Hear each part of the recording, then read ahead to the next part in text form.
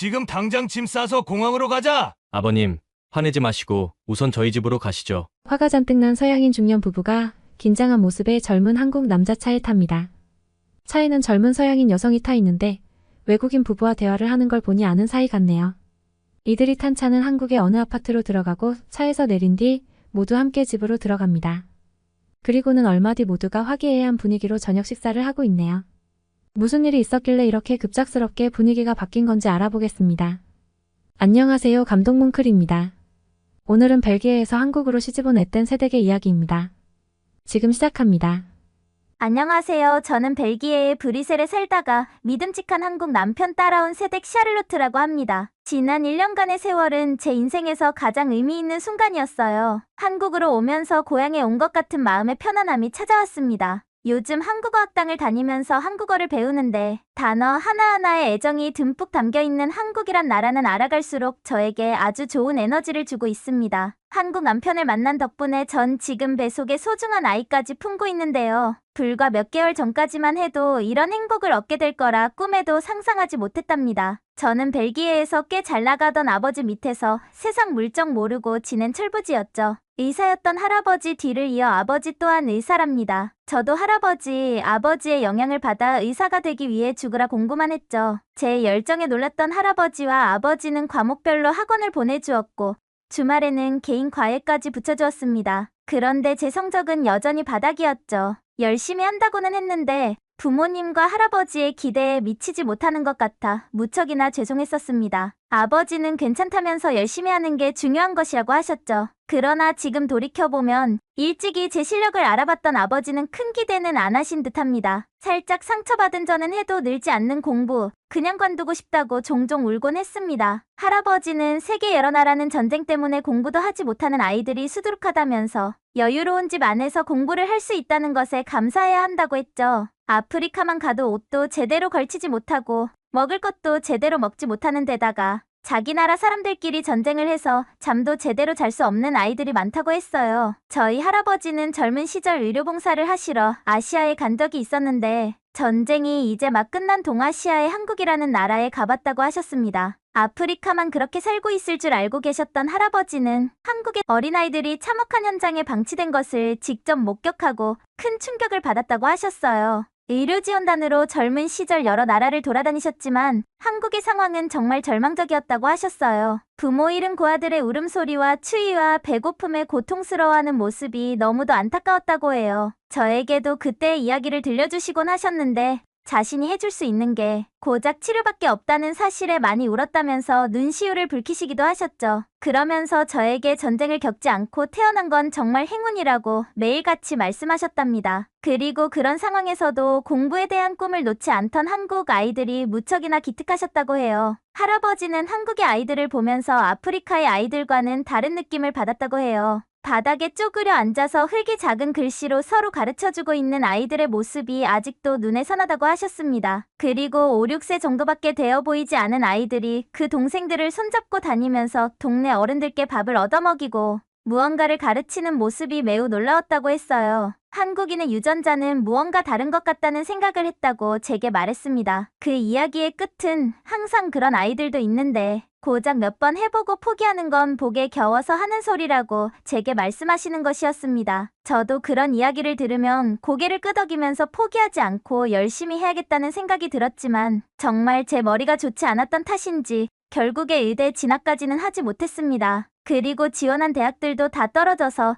이제는 뭐 하고 살아야 하나 걱정을 하며 우울한 시간을 보내고 있었습니다. 할아버지와 아버지께 인정받으며 행복하게 살고 싶었거든요. 그런데 그때 제 앞에 운명적인 사랑이 등장하고 말았습니다. 할 일 없이 그저 길만 거닐고 있던 어느 날 누군가 저를 뒤에서 부르더군요. 식당에 지갑을 놓고 갔다면서 저에게 전해주기 위해 왔다고 합니다. 여기서 식당이라면 꽤 먼 거리였을 텐데 오래 걸어온 듯해 보였죠. 거기에 길 가다가도 소매치기를 당하기 쉬운 벨기에에서 지갑을 주기 위해 이 먼 거리를 왔다는 게 너무 놀라웠습니다. 알고 보니 벨기에에서 사는 사람이 아니라 저 멀리 한국에서 몇 달간 유학을 온 남자였죠. 키도 크고 잘생긴 외모가 눈에 띄었습니다. 한국인은 웬만한 유럽인보다 체격이 좋더군요. 할아버지로부터 한국의 이야기를 많이 들었던 저는 그와 이야기할 소재들이 많아서 무척 즐거웠습니다. 그는 제가 한국에 대해 너무 많은 것을 알고 있다고 놀라워했어요. 한눈에 반해버린 저는 지갑을 주워준 답례를 하고 싶다며 그에게 연락처를 물어보았습니다. 한국 남자는 이왕 이렇게 만난 김에 벨기에 안내를 해달라고 요청했고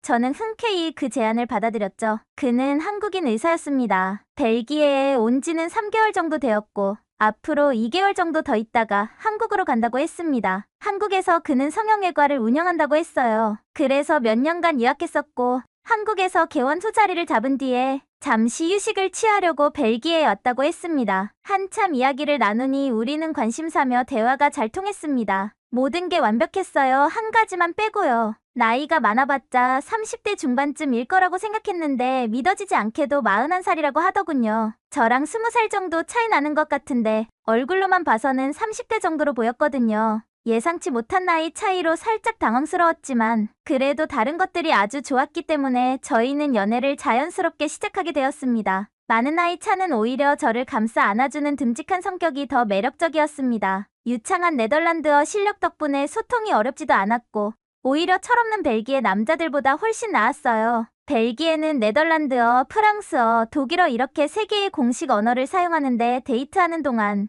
그는 세계국어를 능통하게 잘했어요. 제가 물어보니 원래 언어 쪽에 관심이 많아서 틈틈이 배운 거라고 하더라고요. 그리고 벨기에에 온 지 지금 3개월이 지나면서 그 기간에 급속도로 늘었다고 해요. 그는 건축물과 예술품에 대한 조예도 깊었는데 해당 서적을 읽기 위해서 더욱 열심히 네덜란드어를 공부했다고 했어요. 한국인들이 배움에 대한 의지가 높다더니 정말로 그렇다는 걸 그를 보며 느꼈어요. 뭐든지 열심히 하려는 그를 보면서 저는 마음의 결정을 내려버렸습니다. 그런데 그가 먼저 저에게 한국으로 갈 때 같이 가면 안 되겠느냐고 제안을 했습니다. 그는 지금까지 일하면서 경제적인 자유는 이루었고 이제 좋은 여자를 만나서 평생을 행복하게 살기만 하고 싶다고 했습니다. 저를 만나려고 지금까지 다른 여자를 만나지 않았던 것 같다면서 한국에서 새롭게 시작하자고 청혼을 했어요. 저는 앞에서 말한 것처럼 모든 것이 완벽한 이 남자와 함께 평생을 함께하기로 마음먹었죠. 그런데 이 결정이 당분간 우리 가족을 그토록 힘들게 할 줄은 몰랐습니다. 그는 제 결정에 아주 고맙다고 말하면서 저희 부모님 걱정을 했습니다. 이제 20살을 넘긴 소중한 딸을 자신 같은 나이 많은 남자에게 보내겠느냐는 것이었어요. 저는 걱정하지 말라고는 했지만 혼자 어떻게 해야 할지 날마다 고민을 했어요. 그리고 내린 결론은 나이를 속이는 거였어요.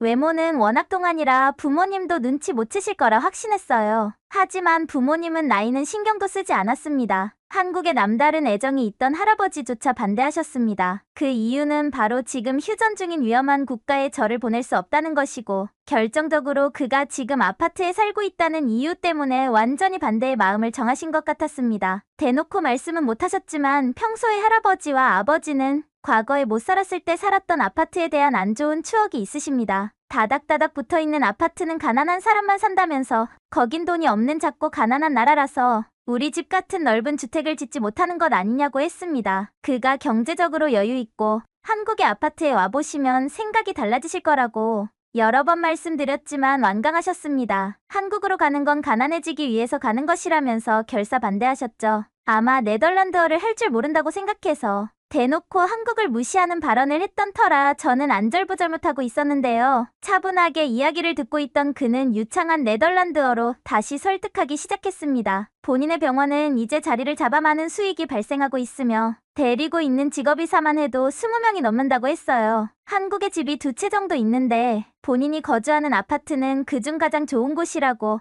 한국에 와보시면 생각이 달라지실 것이라고 했습니다. 또한 그동안 열심히 일해서 경제적으로는 걱정거리가 전혀 없다면서 저를 평생 행복하게 살게 해줄 것이라고 했지만 그분들은 귀를 닫은 상태였죠. 도저히 말이 통하지 않자 그때부터 전 밥도 먹지 않고 집에서 웃지도 않았습니다. 제가 있을 때만 이야기꽃을 피웠던 우리 집은 제가 말도 하지 않자 정적만 흘렀죠. 거기에 밥도 먹지 않고 있으니 저희 엄마는 제 편에 서서 아빠와 할아버지를 설득하러 나섰습니다. 결국 엄마까지 가세한 상황에서 아버지는 허락할 수밖에 없었고 할아버지도 이내 포기하셨죠. 그렇게 저는 결혼 허락을 받아내고 그와 함께 한국으로 향했습니다. 한국에 한 번도 와본 적 없는 저를 위해 신혼여행지로 한국, 서울을 선택했고 일주일 동안 제대로 한국을 느낄 수 있었죠. 일단 앞으로 제가 살게 될 도시라고 생각하니 애정이 많이 생겼습니다. 할아버지가 다녀가신 지 70년 정도 된 것 같은데 할아버지가 들려주셨던 옛 이야기 속 강국과는 느낌이 조금 다른 듯했습니다. 네덜란드나 유럽의 나라들보다 훨씬 세련된 느낌의 도시였죠. 무엇보다 지하철, 백화점,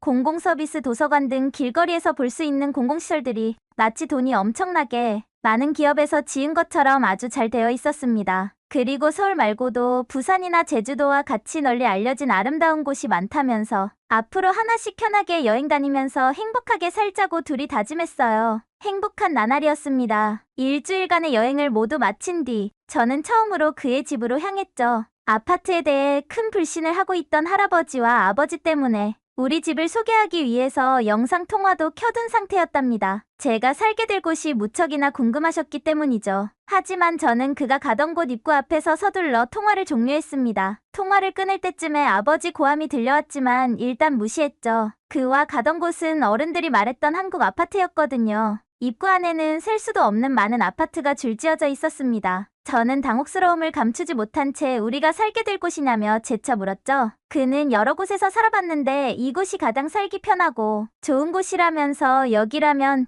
저도 우리 가족도 모두 좋아할 것이라고 했답니다. 저는 그에게 진지하게 물었죠. 혹시 벨기에에 가서 살 생각은 없느냐고. 이런 답답한 아파트에서 저는 도저히 살 수 없다고 했습니다. 그는 그러지 않을 것이라면서 자신을 믿고 한번 들어가면 생각이 달라질 것이라고 했죠. 이미 여기까지 온 순간 전 어쩔 수 없이 그와 함께 들어갔고 너무 놀랐습니다. 엄마에게는 아버지와 함께 한국행 항공권을 샀다면서 저한테 벨기에로 돌아올 준비를 하라는 문자가 와 있었죠. 며칠 뒤 부모님께서 도착했습니다. 기어코 오겠다는 할아버지를 떼놓고 오느라 고생했다고 했죠. 아버지는 그를 보자마자 화를 내기 시작했습니다. 평생 우리 딸을 행복하게 해주겠다더니 고작 아파트에서 살려고 귀한 딸을 데리고 갔다면서요. 저는 민망해져서 아버지한테 일단 진정하고 집으로 가자고 했습니다. 일단 차에 올라탔지만 그를 향한 잔소리는 끊기질 않았죠. 저는 부모님에게 아파트를 가면 생각이 달라질 것이라고 했어요. 못마땅해하며 콧방귀를 끼시긴 했지만요.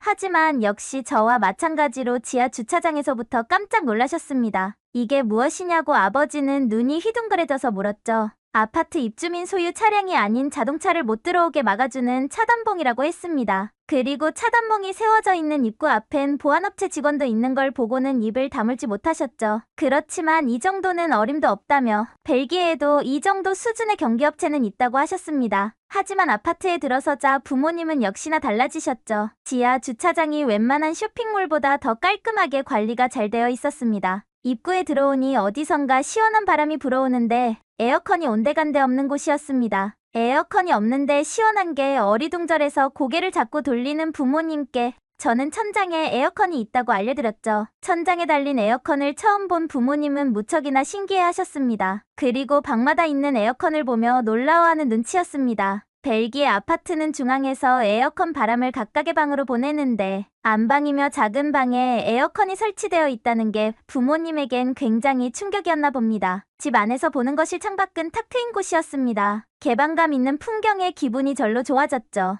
여기가 몇 층이냐고 물어본 부모님은 이곳이 마음에 든 눈치였습니다. 그리고 아파트는 못 사는 사람이 사는 곳이라 들었는데 어찌 된 것이냐고 물었죠. 여기가 혹시 아파트 말고 호텔이 아니냐면서요. 그는 웃으며 대답했어요. 한국은 대부분 아파트 생활을 하는데 에어컨을 비롯해 엘리베이터 호출 기능, 스마트폰으로 전등을 제어하는 기능 등 특히 최근에 지어진 신축 아파트들은 정말 신기한 기능이 많다고 했습니다. 또한 부자들만 이렇게 사는 것이 아니라 일반적인 서민들도 이 정도는 다 갖추고 산다고 말하자 부모님의 두 눈은 거의 빠져나올 것처럼 놀라워하셨습니다. 그리고 이런 곳이라면 한 번쯤 살아보고 싶다는 말을 무의식 중에 내뱉고 말았죠. 그는 걱정하지 말고 한국으로 오시라면서 자신이 가지고 있는 집 중에 한 곳이 마침 계약이 끝나서 공실인 상태고 바로 옆에 있는 아파트라면서 부모님과 할아버지께서 오시면 이곳에서 사실 수 있도록 준비할까 한다고 말했습니다. 가보시고 거기에 사셔도 좋고 다른 곳을 원하시면 근처에 아파트를 구해드릴 수 있으니 언제든 한국으로 넘어오시라고 먼저 고맙게도 그가 먼저 제안해 주었죠. 부모님은 조금 더 생각해보겠다면서 벨기에로 돌아가셨답니다. 그리고 조만간 정리되는 대로 한국으로 할아버지와 함께 오시겠다고 했죠. 한국의 매력에 더 빠져버리신 게 아닌가 생각이 들었습니다. 특히 이 모든 건 그의 능력과 배려심 덕분이라고 생각했습니다. 제가 앞으로 더욱 잘해야겠다는 생각을 했어요. 그리고 지금 뱃속에 있는 아이와 평생토록 행복하게 살자고 사랑한다는 말도 전하고 싶네요. 사연 잘 들으셨나요? 가난한 아파트에 사는 괘씸한 한국 남자에게 시집간 딸을 분노하며 데려오려고 했던 벨기에 부모님께서 한국에 와서 오히려 그분들도 한국의 매력에 흠뻑 빠지신 것 같네요. 웃음을 짓게 하는 사연이었습니다. 오늘 준비한 영상은 여기서 마치겠습니다.